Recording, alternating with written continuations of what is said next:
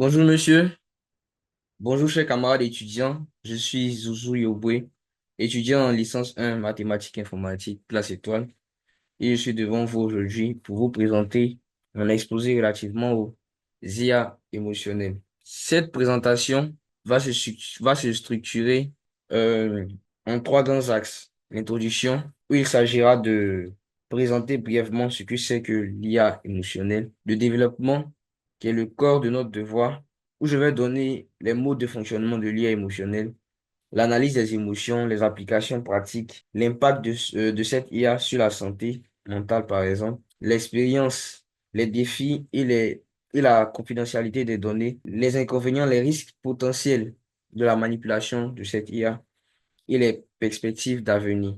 Et on va terminer par la conclusion. Soyez donc très attentifs. On va passer maintenant à notre introduction. Donc, on appuie la touche F5 ici pour la lecture.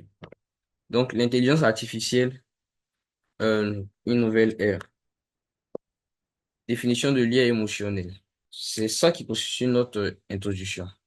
Les IA émotionnelles représentent une avancée majeure dans le domaine de la technologie. Les systèmes visent à doter les machines de la capacité à reconnaître, comprendre et éventuellement répondre aux émotions humaines. Ce domaine situé à l'intersection de l'intelligence artificielle et de la psychologie soulève de nombreuses questions éthiques, scientifiques et pratiques. Donc ici, on va voir la détection des émotions. Donc c'est le mode de fonctionnement euh, des IA émotionnels. Donc on voit que c'est quatre parties ici. Connaissance faciale, l'analyse de la voix, analyse de texte, les capteurs psychologiques. Non, ça c'est les modes de fonctionnement des IA émotionnels. Donc on prend par exemple l'analyse de la voix. Donc, on a l'identification des émotions dans la voix en analysant les caractéristiques acoustiques, qui sont par exemple la tonalité, l'intonation et la variation du rythme et des pauses. Donc, par exemple, la détection d'une voix tremblante pour une émotion comme la peur. Voilà. Maintenant qu'on prend la reconnaissance faciale, donc l'analyse faciale, la reconnaissance des expressions faciales via des algorithmes. Donc, des expressions faciales comme le sourire, les froncements de sourcils et les mouvements des yeux est utilisée pour déduire les émotions. On a l'analyse des émotions, langage, expression faciale et ton. Donc, c'est vraiment ce qui a été expliqué de suite. Donc, l'expression faciale, les IA émotionnelles peuvent utiliser les algorithmes, ce qui a été dit de suite, le ton de la voix, par exemple, l'analyse acoustique permet de détecter dans la fréquence, l'intensité et le timbre de la voix. Voilà, qui peut faire ressortir des émotions spécifiques. Le langage à travers les textes qui sont générés sur les réseaux sociaux par l'auteur, l'IA émotionnelle là, peut déduire les émotions de l'auteur. Voilà, l'IA émotionnelle va utiliser ces données-là pour déduire euh, l'émotion de ses utilisateurs. Ici, maintenant, on a les applications pratiques de l'IA émotionnelle. Les applications pratiques de l'IA émotionnelle. Donc, on a ici, par exemple, la santé, le marketing, l'éducation, les ressources humaines. Pour les applications pratiques, prenons le cas de la santé mentale et de l'éducation.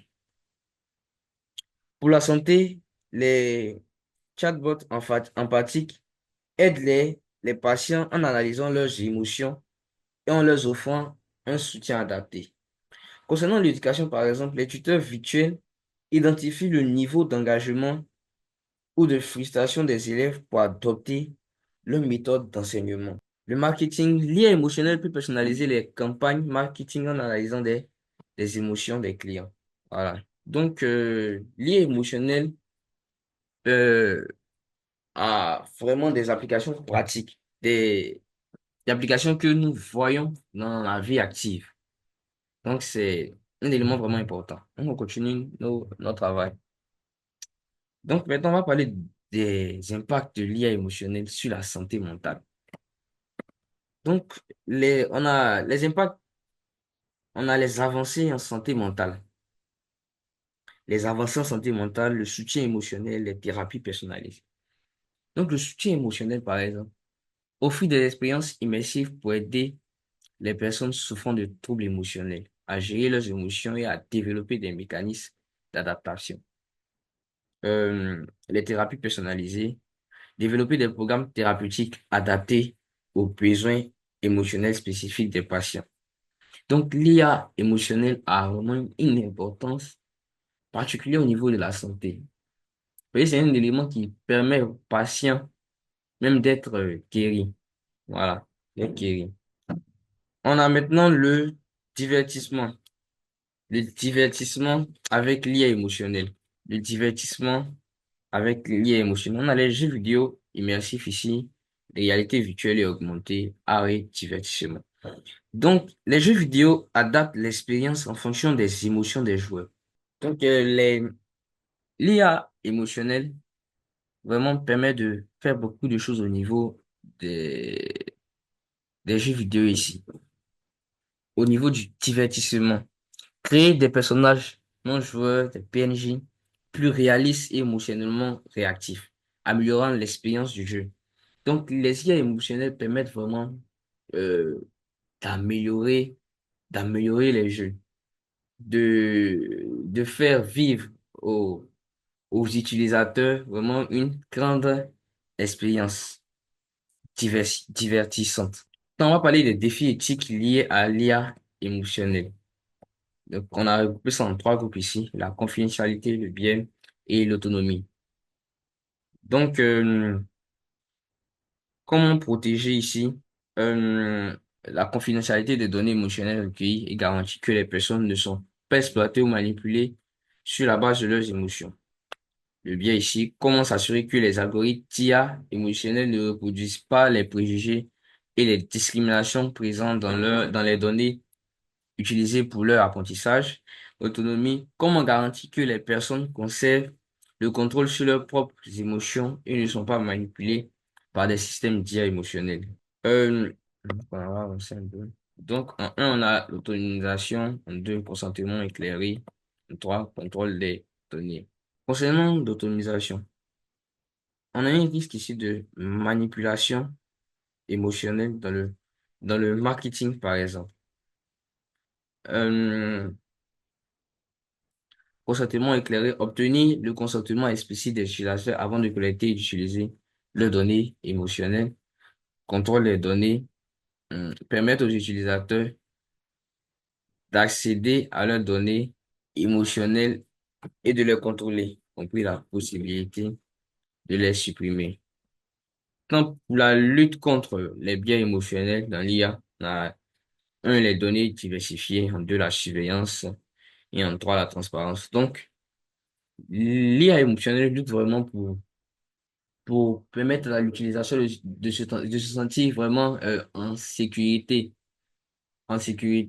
lorsqu'il y a communication entre la machine et l'homme. Donc, ici maintenant, on va parler de l'intelligence artificielle émotionnelle, les promesses et les défis. Les promesses et les défis. Donc, explorer les avancées de l'IA émotionnelle, ses implications éthiques et ses impacts potentiels sur la société. Donc, les promesses et défis. L'IA émotionnelle a vraiment des défis. Ces défis sont de rendre, de permettre à l'homme de vivre vraiment des expériences, de grandes expériences avec elle. On a parlé de la santé mentale. On a parlé de la santé mentale. Cette IA-là permet vraiment à l'utilisateur de se sentir bien. Et on sait qu'il y a la confidentialité parce que l'utilisateur ne doit pas se sentir, euh, ne doit pas se sentir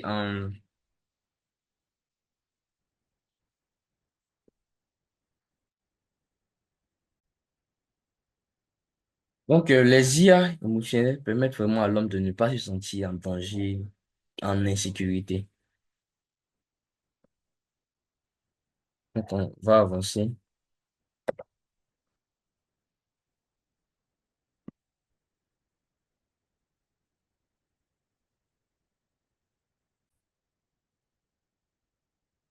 Donc, on va avancer maintenant.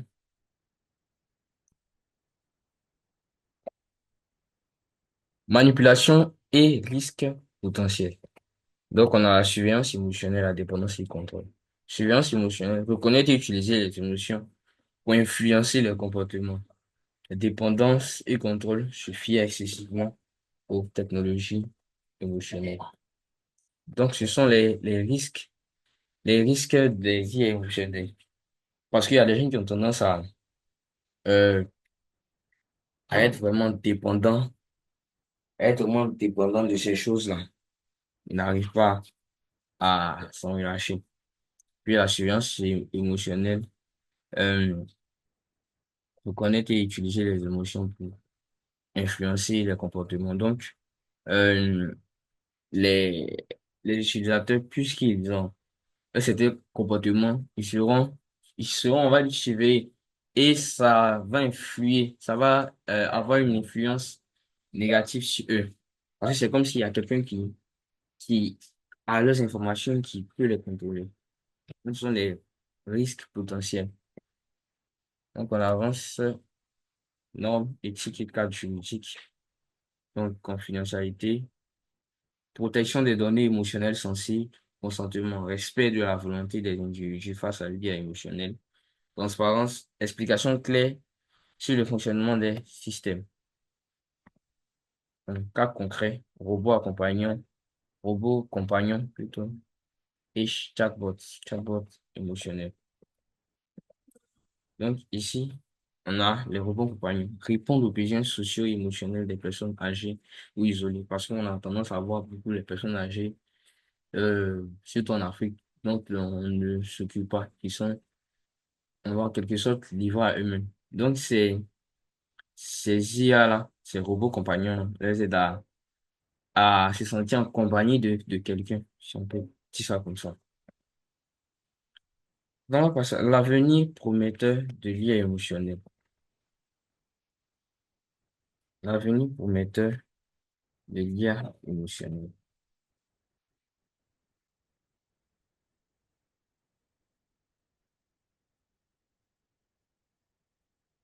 Donc, la santé mentale, en un, diagnostic et traitement personnalisé des troubles émotionnels. En deux, l'éducation, apprentissage et enseignement adapté aux émotions des élèves. Marketing, en trois, donc expérience plus personnalisée et engageante. On arrive maintenant à la conclusion. Conclusion et vision pour l'avenir. Donc,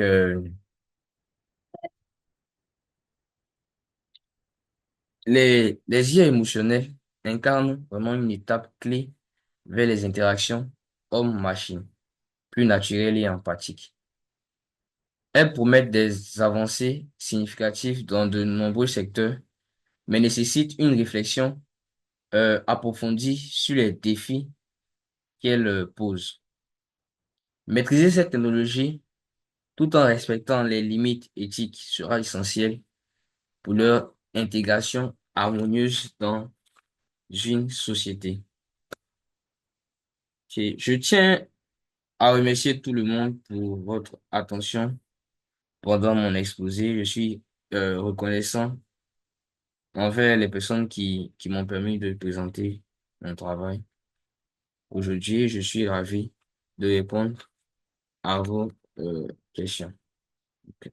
À bientôt pour une nouvelle vidéo.